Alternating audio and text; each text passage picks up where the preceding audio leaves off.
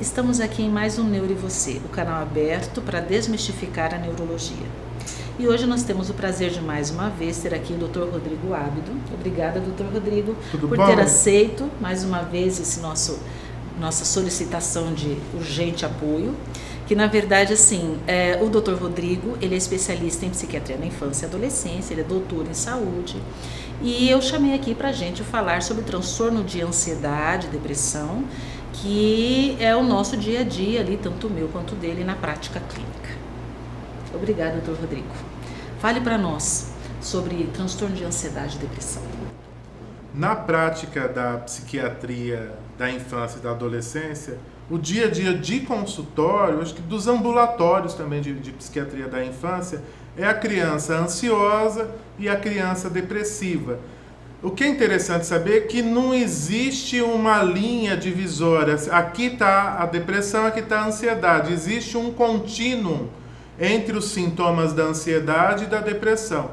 Na infância, em todo o ciclo da vida. Isso vale para o adulto e para o idoso. Então, como se fosse um espectro de ansiedade e depressão. E na infância era subdiagnosticado até pouco tempo os transtornos da ansiedade, mas é muito prevalente na prática clínica, que é a criança preocupada, e às vezes elas chegam até nós como a criança hiperativa. Então, a criança hiperativa, ela pode sim ter o TDAH, que é o transtorno de déficit de atenção e hiperatividade, e ninguém impediu uma criança hiperativa de, por acaso, ter um diagnóstico de transtorno de ansiedade, que se manifesta como uma criança inquieta, agitada, e às vezes a gente não conseguiu perceber que de fato ela é uma criança preocupada. Essa criança que somatiza, que tem dores, cefaleia, que volta a fazer xixi na cama, que tem dores na barriga, ou às vezes dores inexplicáveis, dor na perna, né, que às vezes vai procurar o ortopedista, pode ser sim uma criança com ansiedade ou uma criança depressiva, criança que somatiza, ou tem ansiedade ou tem depressão. Então, esse é o dia a dia do consultório. E ao contrário do que se pensa, a criança depressiva não é uma criança triste, desanimada. Pode ser assim? Pode. Mas o que tem nos chamado a atenção é a criança irritada, a criança braba, a criança rabugenta, com humor explosivo. A birrenta, entrei.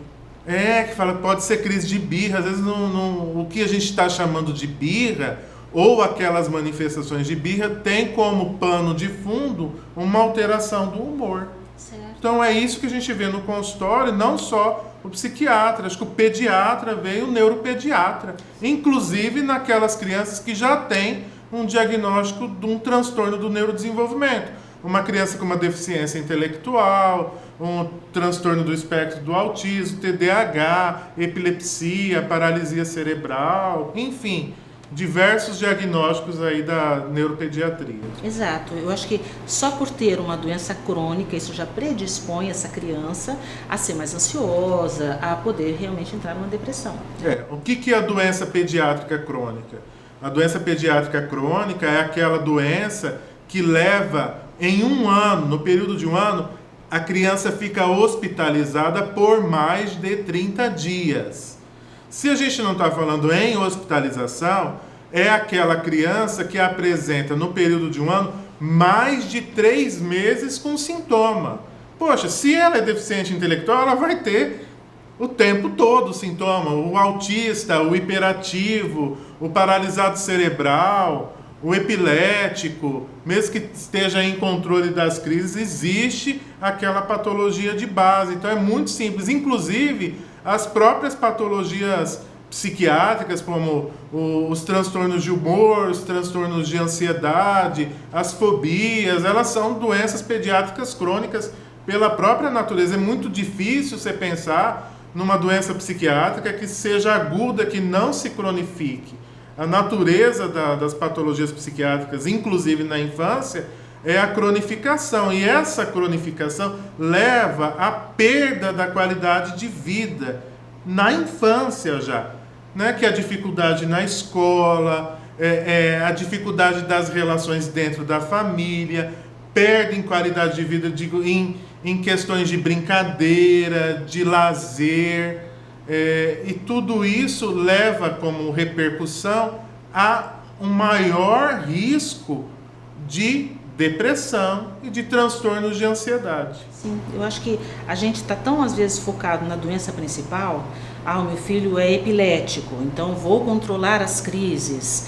E a gente esquece que além da epilepsia, né, até por ter epilepsia, né, que é uma doença crônica, uma doença estigmatizante, essa criança muitas vezes tem uma ansiedade junto e pode entrar em depressão. Alguns estudos apontam que há um alto índice de transtorno de ansiedade e depressão nos epiléticos.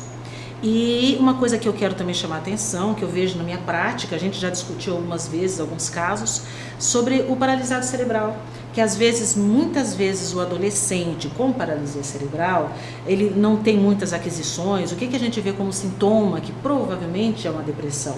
É alteração do sono.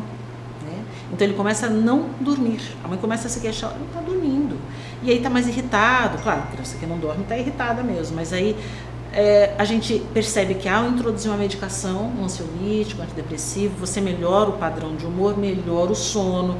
Então eu acredito que mesmo uma criança com uma paralisia cerebral mais grave, ela pode ter algum quadro associado aí de ansiedade e depressão. O que acontece no caso das deficiências mais graves, incluindo a deficiência motora, o paralisado cerebral, é a nossa dificuldade como clínico de mensurar o que é o sofrimento psíquico. Então, geralmente, o sono e o apetite, as alterações de sono e apetite são um grande parâmetro clínico de patologia mental. Um outro parâmetro é a questão da agressividade, a autoagressão e a heteroagressão, agredir os outros, né? Então, a agitação psicomotora, a agressividade, alterações do sono e do apetite.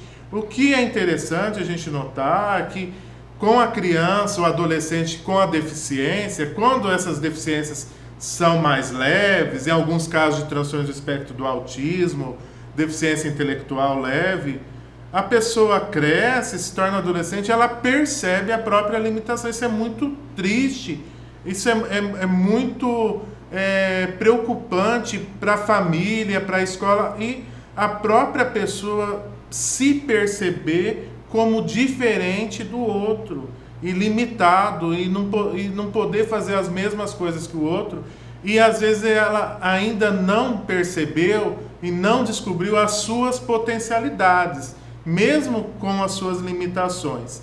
Então é comum a sintomatologia depressiva quando chegam na adolescência e começam a se perceber diferente, né? Então, no autismo isso acontece, mesmo nos casos de autismo, principalmente nos autismos de alto funcionamento, né, como a gente dizia antigamente, né, que chamava do caso de Asperger, nos deficientes mentais leves, né? E já é uma grande mudança assim, do modelo de patologia mental na infância e para o deficiente, que, pensa bem, isso nos anos 60 a gente acreditava que nem tinha depressão em criança. A criança não tem capacidade de ficar deprimida, e isso já foi derrubado, não é verdade? Então, o deficiente pode ficar deprimido, pode ficar ansioso. Existem formas de ser ansioso, de estar ansioso, que são pelo medo, né, os sintomas fóbicos. A gente tem a fobia social, que é aquela timidez patológica, que hoje se chama ansiedade social, as fobias específicas, as crises que se chamam de dissociativas e conversivas, que misturam como se fossem patologias neurológicas, precisa do apoio do neurologista, né? Os sintomas obsessivo-compulsivos, que são aqueles pensamentos que não saem da cabeça, que incomodam, invadem o pensamento, ou os atos, né? Os rituais compulsivos, por exemplo, de lavagem da mão, de achar que está contaminada, ou de simetria, de ter que arrumar as coisas sempre do mesmo jeito, ou de classificar e enfileirar por cor ou por tamanho. Então tem uma série de fenômenos ansiosos na infância e na adolescência que merece a nossa atenção e que às vezes a gente acredita que seja, isso é normal da criança epilética ou da criança autista, que podem ter mais obsessões, e às vezes não é real. Por isso a importância da boa avaliação do neuropediatra e, pontualmente, de uma avaliação do psicólogo, do neuropsicólogo, do psiquiatra infantil, de ter um olhar multidisciplinar para essa criança, para esse adolescente, para uma melhor condução do caso. E levando em conta que a gente está falando de crianças, às vezes crianças pequenas, qual é o momento em que você fala, não vou introduzir uma medicação, só terapia não dá? Que momento é esse?